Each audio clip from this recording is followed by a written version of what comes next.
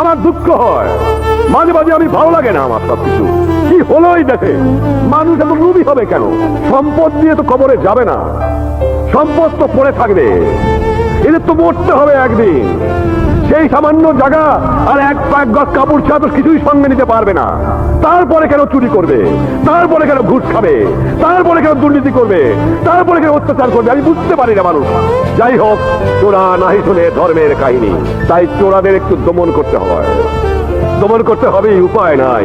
6.7 কোটি মানুষের চোখের দিক থেকেই তাদের দমন করতে হবে। আমি বোধহয় মনে করেছি আমি দয়ালু মানুষ। বঙ্গবন্ধু স্লোগান দেয়, বঙ্গবন্ধু কঠোর হও। কঠোর আমি হওয়ার পারি কিনা তা এহিয়া খান, আইয়ুব খান জানে, কিন্তু আমি কার মধ্যে কঠোর হব? যেদিকে চাই দেখি তারা আমার।